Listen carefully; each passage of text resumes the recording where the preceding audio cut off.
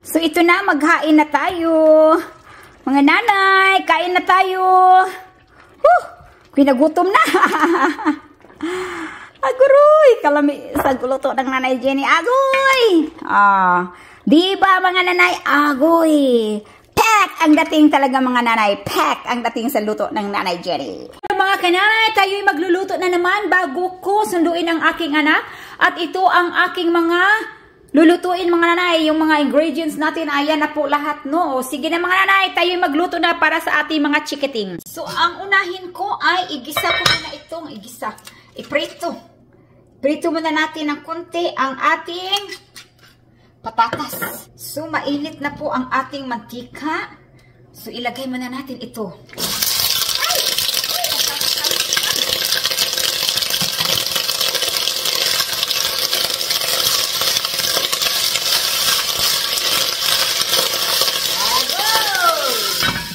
So, ito is separate ko muna siya, no? Lagay ko muna siya dito. At itabi. Sa tabi-tabi.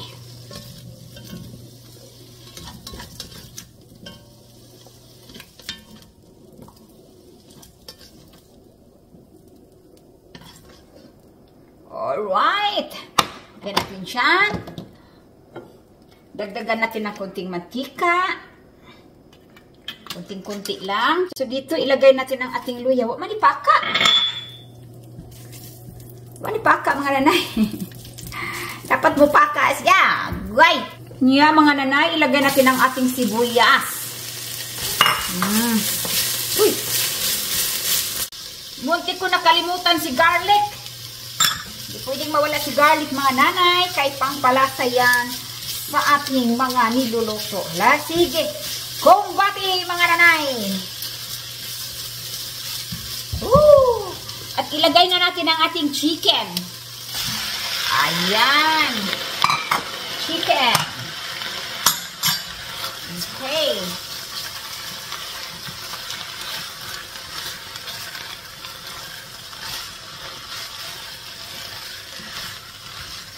At pahabol ko na rin ito. Nilagyan ko ng ganito ng dahil ang aking mag-ama ay gustong kumain ng walang buto. Kaya of course. So ngayon, dalawin natin. So okay na ito mga nanay. Lalagyan natin ng pineapple juice. Pineapple juice mga nanay. Parang masarap.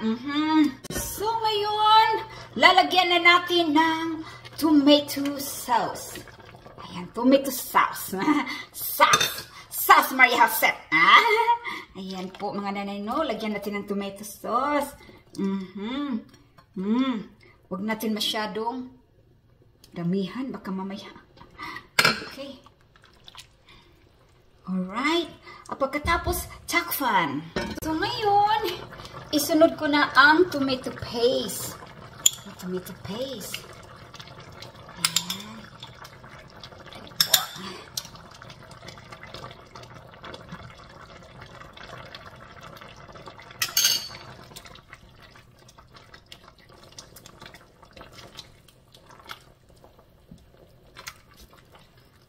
So, dahil sinunod na natin ang tomato paste, ilagay na natin itong ating patatas, carrot.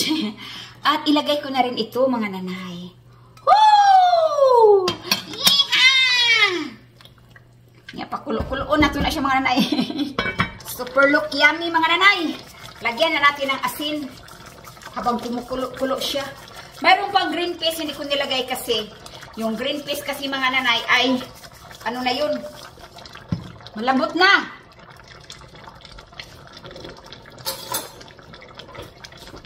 So, uy, mga nanay, looking good. Looking good. Oh my God. Kayami, mga nanay. My goodness. Agoy, mapasarap na naman ang kain ng nanay Jenny ngayon. Lagyan natin ng paminta. Ay.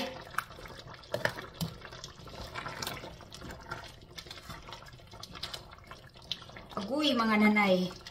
kalami man sa luto ng Nanay Jenny. Agoy!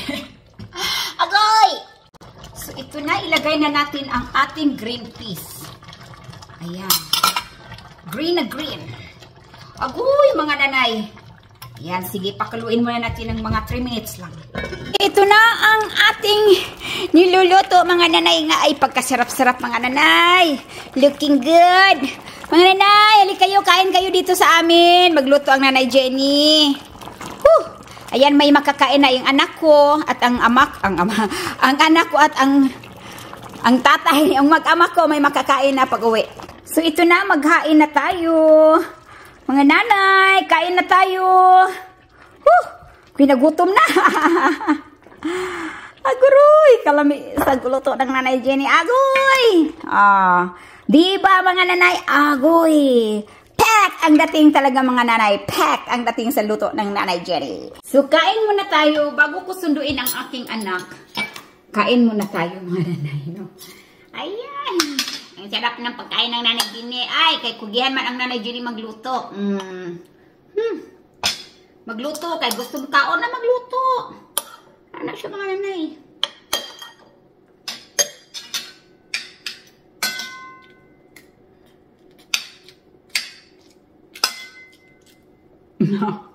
Joke lang eh. Agoy, ginoo ko. Kahumok.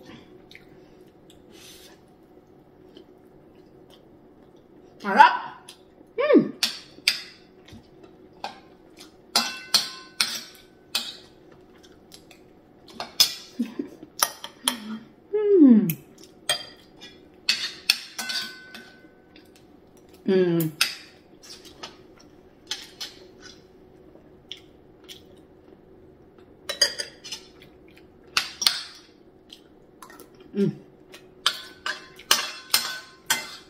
Harap, mga nanay.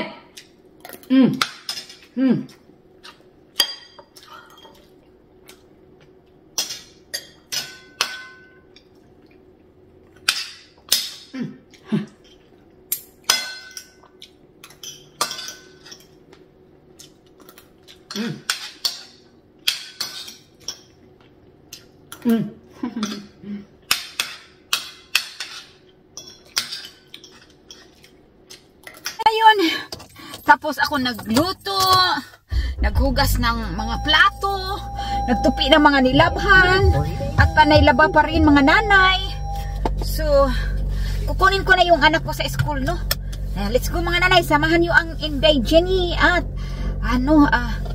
sunduin ko ang aking anak. Let's go! Uy, drive man eh. Reverse muna tayo.